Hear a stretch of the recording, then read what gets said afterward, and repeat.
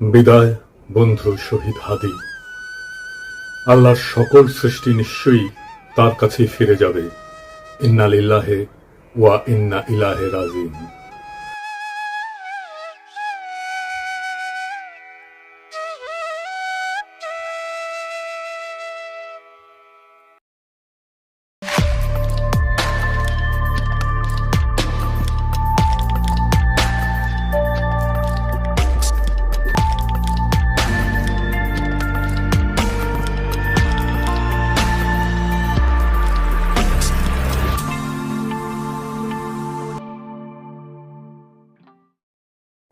ফ্যাসিবাদ বিরোধী সংগ্রামে আমাদের সহযোদ্ধা বীর শরীফ ওসমান হাদি আমাদের এই পৃথিবীর মায়া ছেড়ে চলে গেছে।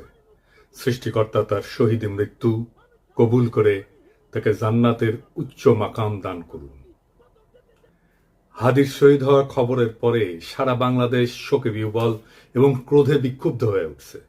চারিদিকে নানা ঘটনা ঘটছে। প্রথম আলো ডেইলি স্টারে আগুন দিয়ে ভস্মীভূত করে দেওয়া হয়েছে। ছায়ানটে আক্রমণ করা হয়েছে। 32 নম্বর যেটুকু অবশিষ্ট ছিল সেইটুকু মোটামুটি জয় বাংলা করে দেওয়া হয়েছে। বাঙ্গু সুশীল প্রগতিশীলরা একসাথে ঝাঁপে পড়েছে আমার উপরে, আমি নাকি এসব করাইতেছি। একবার এরা কয় পিনাকির ডাকে কেউ আসে না, আবার এরাই কয় আমি মব করিচ্ছি। কি বিচিত্র এই বাঙ্গু সুশীলেরা। অথচ আপনারা জানেন গতকাল পরিস্থিতি শান্ত করার জন্য আমি কি না করেছি।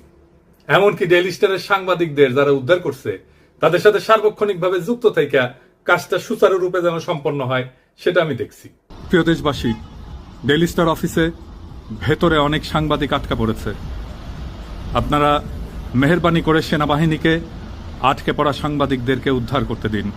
আপনাদের অনুরোধ করছি, মেহেরবানি করে দয়া করে আটকে পড়া সাংবাদিকদেরকে সেনাবাহিনীকে উদ্ধার করতে দিন। হাদির পবিত্র স্মৃতিকে কলঙ্কিত আমরা না করি। সবাইকে আমি শান্ত থাকার আহ্বান জানাচ্ছি। সেনাবাহিনীর যে দল এখানে তাদের উদ্ধার করতে গেছিল তারাই বার্তা পাঠায় জানাইছে তারা উদ্ধার করতে পারতেছে না, আমি যেন সাহায্য করি।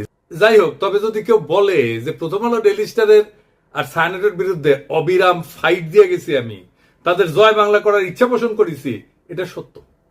এর জন্য যদি আমরা দায় দিতে চাই দিতে পারে, ফেয়ার এনাফ, আমিও দায় নিতে রাজি আছি। তবে সাথে উদিসি আর সিবিবি জয় বাংলা করতে চাইছি, এবার হয় নাই, হবে ইনশাল্লাহ। আমি প্রত্যেকটা ইনস্টিটিউটকে অসংখ্যবার তারা কি কি আকাম করতেছে সেটা দেখাই দিছি। বলছি সংশোধিত হইতে হয় নাই। আমি প্রথম আলোর সামনে জিয়াফত করেছি, দাবি ছিল প্রথম আলোর ডেইলি স্টারের সম্পাদকীয় নীতি পরিবর্তন করতে হবে, করে নাই। তাদের শয়তানি চালায় গেছে।